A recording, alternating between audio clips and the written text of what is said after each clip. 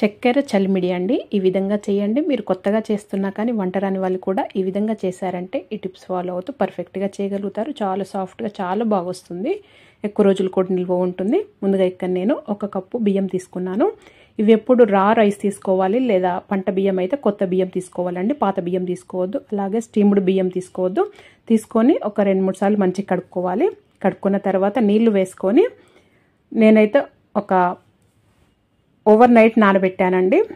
15 గంటల వరకు నానబెట్టాను, లేదా 8 అవర్స్ అయినా నాననివ్వాలి. తర్వాత తీసి ఇలా నీళ్లు వడగట్టుకోవాలి. స్ట్రైనర్లో వేసి నీళ్లు వడగట్టుకున్న తర్వాత ఎక్కువ ఏమి ఆరిపోని అవసరం లేదు. ఒక 10-15 నిమిషాలు అలా పక్కన పెట్టేసి సరిపోతుంది. లేదా ఫ్యాన్ గాలి కింద అయినా ఆరిపెట్టచ్చు.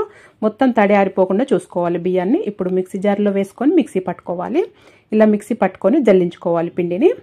ఇలా అంతా జల్లించి పెట్టుకున్న తర్వాత ఇలా అదిమి పెట్టి గాలి తడి ఆరకుండా ఇలా మూత పెట్టేసి పెట్టుకోవాలండి.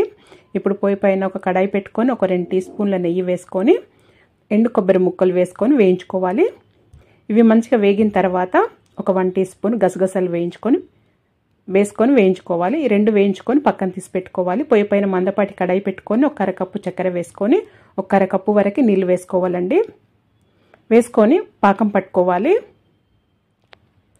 ఈ పాకం అనేది ఇలా చూడండి, ఇలా అంటే గరిటెలోకి తీసుకొని ఇలా మనం పాకం చెక్ చేసుకుంటే ఇలా తీగలాగా తెగిపోకుండా రావాలి. లేకపోతే నీళ్ళల్లో వేస్తే ఎన్నిసార్లు నీళ్ళల్లో ఉన్నా కానీ అలాగే ఉండలాగా ఉండాలి.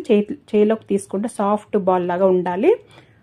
మరీ ముదురు ఉండపాకం కాదండి. దీనికి అరిసెలకైతే ముదురు ఉండపాకం చేయాలి, దీనికైతే సాఫ్ట్ ఉండపాకం రావాలి.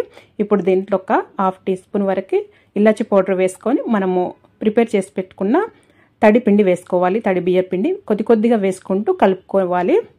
మొత్తం ఒకటిసారి కాకుండా కొద్దిగా వేసుకొని కలుపుకున్న తర్వాత ఇప్పుడు మనము ఫ్రై చేసి పెట్టుకున్న కొబ్బరి అవి వేసుకోవాలండి. వేసుకొని కలుపుకొని సర్వ్ చేసేసుకోవటమేనండి. చాలా అంటే చాలా బాగుంటుంది. చూడండి కన్సిస్టెన్సీ అనేది ఎంత బాగుందో. ఈ విధంగా చేస్తే మీరు పర్ఫెక్ట్గా చేయగలుగుతారు. ఈ కొలతలతో ఈ టిప్స్ ఫాలో అవుతూ చేయండి. మీరు మొదటిసారి చేసినా కానీ